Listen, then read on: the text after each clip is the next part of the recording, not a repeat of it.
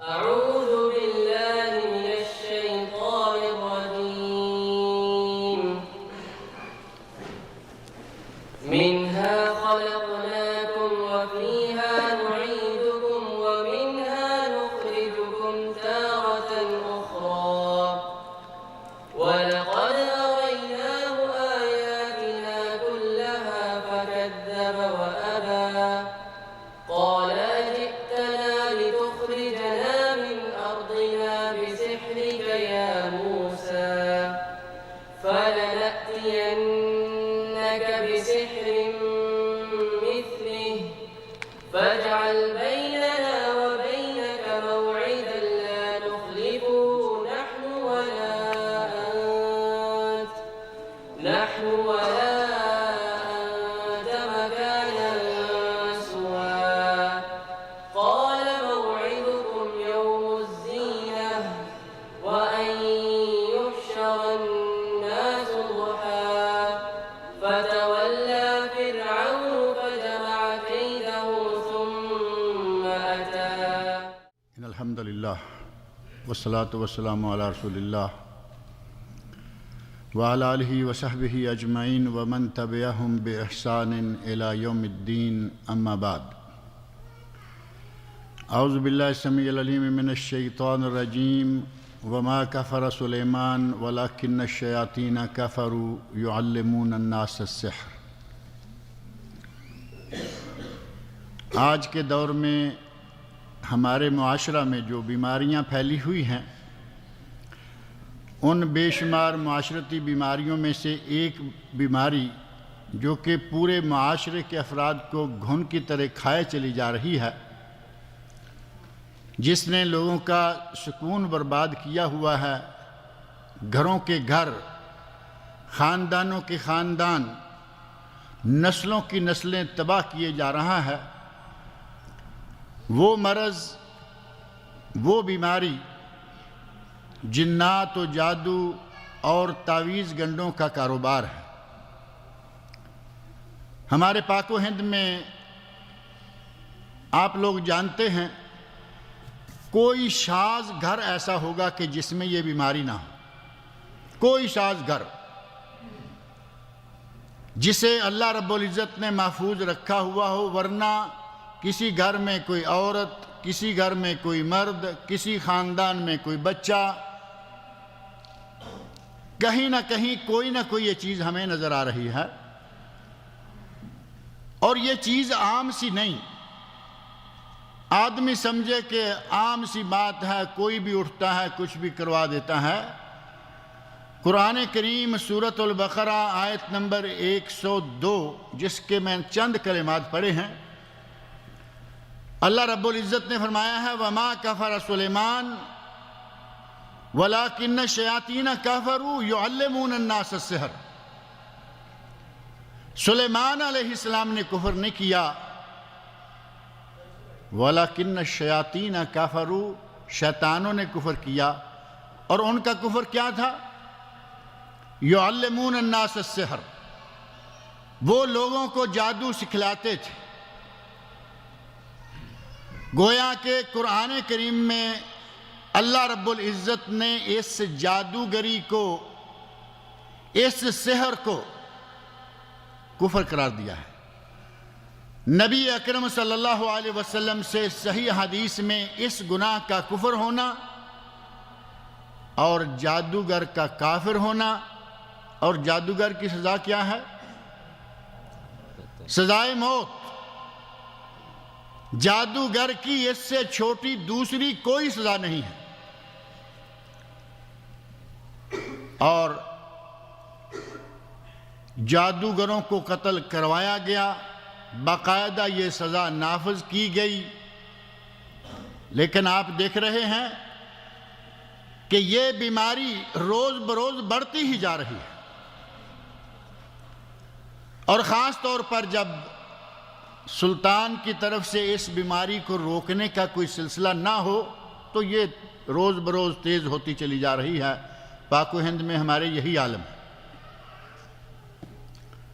اور ہر بیماری کا علاج ہے، جیسا کہ نبی صلی اللہ علیہ وسلم نے ارشاد فرمایا ما انزل اللہ من داء الا انزل له دواء، اللہ نے کوئی بیماری ایسی پیدا نہیں کی، نازل نہیں کی کہ جس کا علاج نہ بھیجا ہو۔ اللہ نے علاج بھی بھیجا ہوا ہے، لیکن علاج ہر آدمی نہیں جانتا، یہ تو معروف ہے۔ اگر ہر آدمی علاج جانتا ہو تو پھر ڈاکٹروں کی ضرورت ہی ختم ہو گئی۔ کچھ اسپیشلسٹ ہوتے ہیں، کوئی جنرل پریکٹیشنر ہوتے ہیں، بیماریاں بھی ہیں، ان کا علاج کرنے والے معالج بھی ہیں۔ جسمانی بیماریوں کا علاج کرنے والے معالج یا ڈاکٹر الگ ہیں، اور روحانی بیماریوں کا علاج کرنے والے روحانی معالج الگ ہیں۔ ان روحانی معالجین میں سے اسپیشلسٹ ہمارے فاضل ساتھی محترم مہمان شیخ محمد اقبال سلفی صاحب نہ صرف پاک و ہند میں بلکہ ان خلیجی ممالک میں، سعودی عرب میں ایک جانی پہچانی شخصیت کے مالک ہیں۔ ان کے منہ پہ زیادہ باتیں کرنے کی ضرورت نہیں ہے۔ آج میں نے ذاتی طور پر بعض ساتھیوں کے مشورہ سے ان سے درخواست کی ہے کہ دینی واعظ تو ہم سنتے رہتے ہیں، آج ہمیں اپنی معالجانہ صلاحیتوں میں سے وہ علاج، پہلے بیماری، اس کی تشخیص اور پھر نسخہ اور علاج ہمیں بتائیے کہ کیا ہو تو کیا کرنا چاہیے۔ نظر بد جو بظاہر کہتے ہیں جی اس کو نظر لگ گئی ہے، معمولی بات سمجھتے ہیں۔ نبی صلی اللہ علیہ وسلم کا ارشاد گرامی ہے کہ میری امت کی آدھی سے زیادہ موتیں نظر بد کے نتیجہ میں ہوتی ہیں۔ 50% سے زیادہ اموات، ان کا سبب کیا ہے؟ نظر بد۔ آدمی اچھا بھلا چل رہا ہے، بچہ اچھا بھلا کھیل رہا ہے، دیکھتے دیکھتے لپیٹا گیا۔ اور یہ واقعات نبی صلی اللہ علیہ وسلم کے عہد مبارک میں بھی پیش آئے۔ نظر بد کا علاج کیا ہے؟ تعویذ گنڈوں کا علاج کیا ہے؟ جنات و جادوگری کا علاج کیا ہے؟ انشاءاللہ اپنے تجربات کی روشنی میں شیخ اقبال صاحب آپ کے سامنے رکھتے ہیں۔ میں انہی کلمات پر اکتفا کرتا ہوں۔ اللہ رب العزت جو اس بیماری میں مبتلا لوگ ہیں، اللہ رب العزت ان کو شفائے کاملہ عاجلہ عطا فرمائے، اور جو لوگوں کو بیمار کرنے کے سلسلہ میں شب و روز کوششوں میں لگے رہتے ہیں، اللہ رب العزت ان کو ہدایت عطا فرمائے، اس کفر سے ان کی جان چھوٹے اور لوگوں کی ان لوگوں سے جان چھوٹے۔ اللہ رب العزت مجھے اور آپ سب لوگوں کو ان کے شر سے محفوظ رکھے۔ الحمدللہ نحمدہ ونستعینہ ونستغفرہ ونؤمن بہ ونتوکل علیہ ونعوذ باللہ من شرور انفسنا ومن سیئات اعمالنا ومن یہدہ اللہ فلا مضل لہ ومن یضللہ فلا ہادی لہ اشہد ان لا الہ الا اللہ وحدہ لا شریک لہ واشہد ان محمدا عبدہ ورسولہ اما بعد فاعوذ باللہ السمیع العلیم من الشیطان الرجیم ربی اشرح لی صدری ویسر لی امری واحلل عقدۃ من لسانی یفقہوا قولی رب زدنی علما رب زدنی علما رب زدنی علما اسلم تسلم۔ رسول اللہ صلی اللہ علیہ وسلم فرمایا جو اسلام میں آیا وہ سلامتی میں آ گیا۔ یہ کائنات کے اس بندے کی بات ہے جو اپنی طرف سے کچھ نہیں کہتے، وما ينطق عن الهوى ان هو الا وحی یوحیٰ۔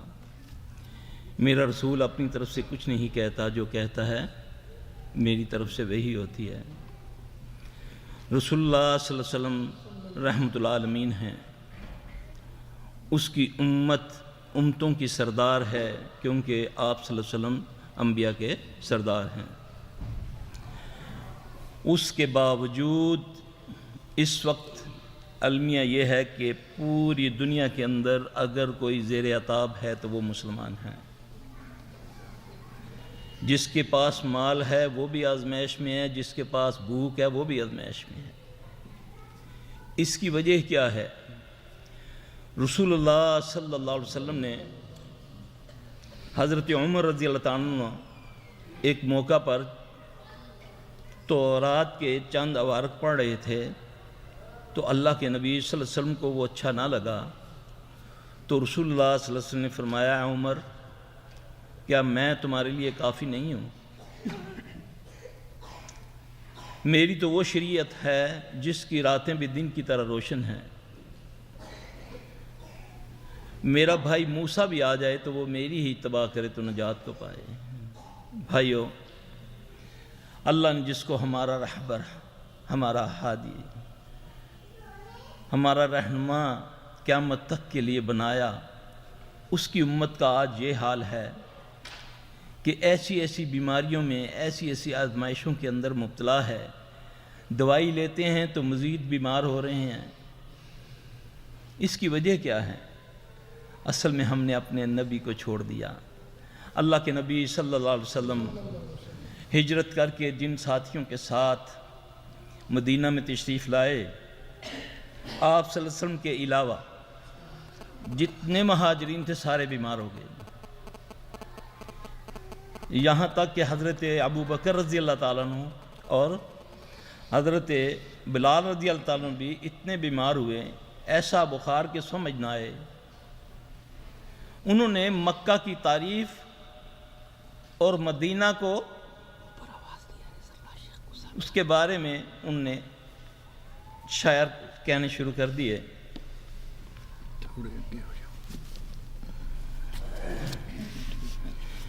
رسول اللہ صلی اللہ علیہ وسلم کو اس بات کا کافی فکر تھا۔ آپ صلی اللہ علیہ وسلم ایک دن دعا فرماتے ہیں، اے اللہ مدینے کی فضا کو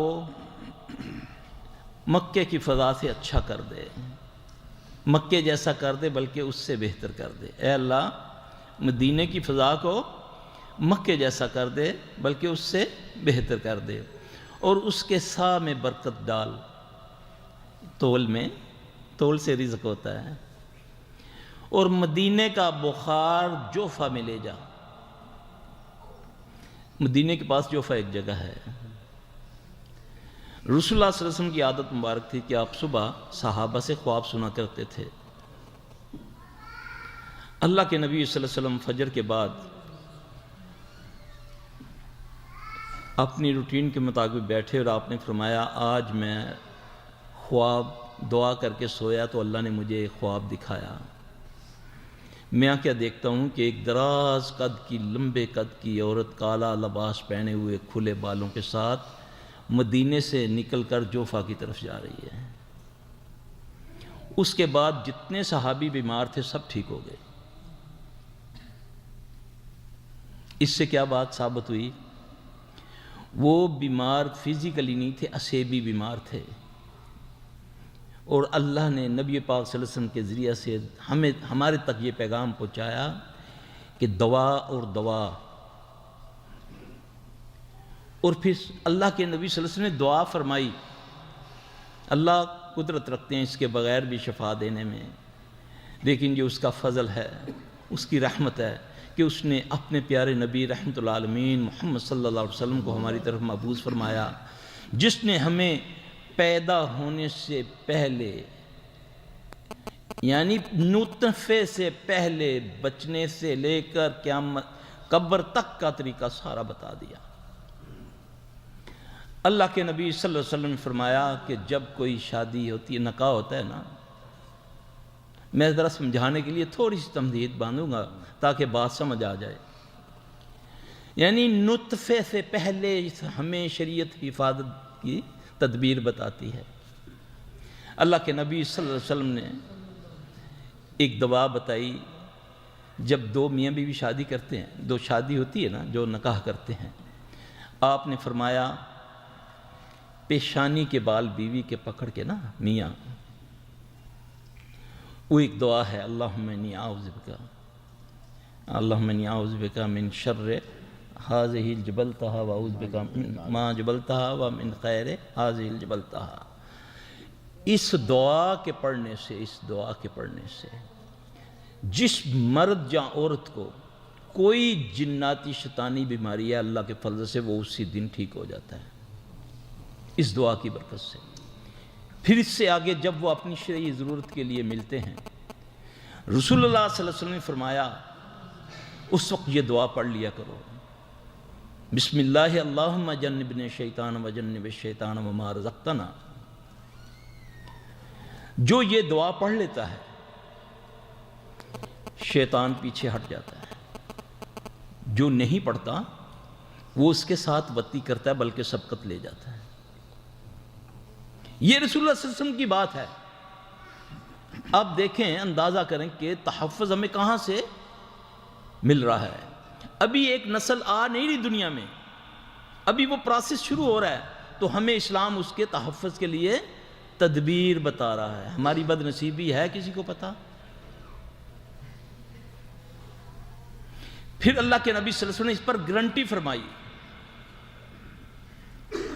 کہ جس نے یہ دعا پڑھی، اللہ نے اگر ان کو کسی اولاد سے نوازا، چاہے بیٹا ہے یا بیٹی ہے، وہ جب تک دنیا میں رہے گا کبھی اس کو شیطان چھو نہیں سکے گا۔ اب جیسے ہی میں نے شیطان کا نام لیا، آپ لوگوں کے ذہن میں آیا یہ ابلیس کی بات کر رہا ہے۔ یہ ہماری بد نصیبی ہے۔ یہ شان صرف یکتا ہونے کی میرے اللہ کی ہے کہ وہ مستوی العرش، وہ اکیلا عرش پر ہے، ساری کائنات اس کے سامنے موجود ہے، وہ نہیں حاضر، ہم حاضر ہیں اس کے سامنے۔ کیا ابلیس ملعون کے پاس بھی یہ قوت ہے کہ وہ اکیلا سمندر پر تختہ لگائے بیٹھ کے وہاں سے ساری دنیا کو ڈسٹرب کر رہا ہے؟ کیا اس کے پاس بھی یہ قوت ہے؟ یہ تو میرے اللہ کی شان ہے، یہ اس کی ذریت ہے، کیونکہ ابلیس جنوں میں سے ہے، اور اس کے جو اولاد ہے، جو اس کے چیلے ہیں، جن یا انسان، وہ یہ سارے کام سر انجام دیتے ہیں۔ اب اس سے بچنے کے لیے پیارے محمد صلی اللہ علیہ وآلہ وسلم نے ہمیں جو طریقے بتائے، واللہ اگر ہم آپ صلی اللہ علیہ وسلم کی ایک ایک بات پر عمل کریں، کبھی چھوٹی بات نہ جانیں رسول اللہ صلی اللہ علیہ وسلم کی، یہ سوچ لیں وہ کس بڑے کی بات ہے، اور اس کا فائدہ بھی کسے ہے؟ ہمیں۔ شیطان اس وقت بھی تھا، حملے کرتا تھا خود اللہ کے نبی صلی اللہ علیہ وسلم پر، یعنی کہ معراج پر جب آپ گئے تو اس نے حملہ کیا۔ یہ جو دعا ہے، اعوذ بکلمات اللہ التامات اللاتی لا یجاوزہن بر ولا فاجر، یہ لمبی دعا ہے، یہ کہاں بتائی تھی اللہ نے؟ رسول اللہ صلی اللہ علیہ وسلم نے اسی دعا کے بارے میں فرمایا کہ اللہ اگر مجھے یہ کلمے نہ سکھاتا تو یہودی مجھے جادو سے یہ کر دیتے۔ میری تو زبان نہیں وہ کہہ سکتی۔ میرا بھائی، اللہ کے نبی صلی اللہ علیہ وسلم، اب اندازہ کریں کہ نطفے سے پہلے، حالانکہ قرآن نے کہا کہ دو بندے، عیسیٰ علیہ السلام اور اس کی والدہ محترمہ، ان کو شیطان نے نہیں چھوا، اور تیسرا ایک صحابی عمار بن یاسر رضی اللہ تعالیٰ عنہ، اس کو شیطان نے نہیں چھوا۔ عمار بن یاسر کے بارے میں پتہ کون تھے وہ؟ ہم جنت کا سوال کرتے ہیں، یہ ان 3 صحابہ میں سے ہیں جن کے لیے جنت سوال کرتی ہے کہ اللہ ہمیں عمار بن یاسر دے دے۔ یہ وہ صحابی ہیں۔ تو بھائیو، کہنے کا مقصد یہ ہے کہ اسلام نے ہمیں بہت کچھ دیا، ہم نے اسلام کو کچھ نہیں دیا۔ اسلام جو ہمیں دیتا ہے وہ ہمارے فائدے کے لیے ہے۔ رسول اللہ صلی اللہ علیہ وآلہ وسلم نے فرمایا اس گھر سے کبھی خیر ختم نہیں ہوتی، اس گھر سے کبھی خیر ختم نہیں ہوتی جس گھر میں کھانا کھانے سے پہلے ہاتھ دھوئے جائیں اور کھانا کھانے کے بعد دھوئے جائیں۔ ایک میں آتا ہے کہ کلی کر کے، صحیح ہے، یہ علاج ہے۔ آپ صلی اللہ علیہ وسلم نے فرمایا اپنے گھروں کو مغرب کے وقت دروازوں پر اللہ کا نام لے لیا کرو، اپنے بچے اور اپنے جانور اپنے گھروں میں بند کر لیا کرو۔ فرمایا کیوں؟ آپ نے فرمایا اس وقت جنات شیاطین کے نکلنے کا ٹائم ہے۔ آج ہمارے وہی وقت گھومنے پھرنے کے ہیں، پارکوں میں جانے کے، شاپنگ کرنے کے، بازاروں میں جانے کے، یہی ہے۔ آپ صلی اللہ علیہ وسلم نے فرمایا جب تم اپنے گھروں میں داخل ہوا کرو تو السلام علیکم کہا کرو، بلکہ قرآن میں بھی ہے۔ اس سے اتنی سلامتی ہوتی ہے، چاہے کسی کو بھی نہ پاؤ السلام علیکم کہو۔ شیطان جن اگر تمہارے انتظار میں بیٹھے وہ بھاگ جائیں گے صرف السلام علیکم کہنے سے، صرف السلام علیکم کہنے سے۔ آپ نے فرمایا سیدھے ہاتھ سے پیا کرو، کھانا سیدھے ہاتھ سے کھایا کرو، یہی ہے نا۔ بستر پر جاؤ تو بستر کو پہلے جھاڑ لیا کرو، تم نہیں جانتے وہاں کون ہے۔ اس کا مطلب کوئی ہے، ایمان ہے جنوں پر کہ نہیں؟ ہماری بد نصیبی یہ ہے اس وقت یہ جو بھرمار ہوئی نا، یہ پیشہ ور خبیثوں کی، جو معالج کے روپ میں شیطان ہیں، اس کے زیادہ تر قصوروار ہم ہیں۔ ہم تعویلیں نکالتے ہیں۔ اللہ کہتا ہے قرآن میں وَنُنَزِّلُ مِنَ الْقُرْآنِ مَا هُوَ شِفَاءٌ وَرَحْمَةٌ لِلْمُؤْمِنِينَ۔ ہم اس میں تعویلیں کرتے ہیں، نہیں یہ تھوڑی ہے، دم کرنے کے لیے تھوڑی آیا ہے۔ حالانکہ اللہ کے قرآن ہی میں ہے کہ قرآن اللہ سے شکایت کرے گا، کیا اللہ ان لوگوں نے نہ مجھے پڑھا، نہ سمجھا، نہ مجھ سے شفا حاصل کی۔ اللہ قرآن کو کہے گا ان کو اٹھاؤ، لے جاؤ، ان کو دوزخ میں ڈال دو۔ شفا کس کی ضد ہے؟ بیماری کی۔ جیسے اندھیرے کی ضد روشنی ہے، اسی طرح جیسے قرآن نے شہد کو شفا بولا، اسی طرح قرآن بھی شفا ہے، فزیکلی بیماریوں کے لیے بھی شفا ہے، شیطان سے بچاتا ہے۔ ہمارے پاس آتے ہیں حفاظ، زیادہ آتے ہیں بچے مدرسوں میں، 4 5 اکٹھے، اچانک نابینا ہو جاتے ہیں، گلے بند ہو جاتے ہیں، ٹانگیں مڑ جاتی ہیں، ہاتھ مڑ جاتے ہیں، 5 6 ایک مدرسے کے لوگ بچے ڈاکٹر آجد آ جاتے ہیں۔ اللہ اکبر کبیرہ، بیماریاں ہیں۔ ہمارے بعض علماء ہمارا یقین مچھروں پر تو بنا دیتے ہیں لیکن جن پر نہیں بناتے، یعنی کہ ایک مچھر ڈنگی آ گیا، اس نے کاٹا، اس سے بیماری پھیل گئی، بس اب مرنا شروع ہو جاؤ۔ جب جن کی بات ہوتی نہیں جی جن ہمارا کچھ نہیں کر سکتے، ہم اشرف المخلوق ہیں، جس کے بارے میں رسول اللہ صلی اللہ علیہ وسلم نے فرمایا کہ یہ شیطان جن تمہارے اندر اس طرح گردش کرتا ہے جس طرح خون گردش کرتا ہے۔ اللہ کے نبی صلی اللہ علیہ وسلم سنتوں کے بعد، صبح کی فجر کی سنتوں کے بعد ایک دعا پڑھا کرتے تھے، اللہم اجعل فی قلبی نورم فی بصری نورم فی سمعی نورم فی، یہ جسم کے ایک ایک اعضاء کی، خون کی بالوں کے لیے نور کا سوال کرتے ہیں۔ کون؟ محمد رسول اللہ صلی اللہ علیہ وسلم۔ پھر اللہ کے نبی صلی اللہ علیہ وسلم سے آپ کو دعائیں ملیں گی۔ جادو سے بچنے کے لیے محمد صلی اللہ علیہ وسلم جب پہلی وحی آتی ہے، ہمیں تو یہی بتا دیا گیا کہ جبرائیل آئے تو انہوں نے کہا اقرأ بسم ربک الذی خلق۔ ایسا نہیں ہے۔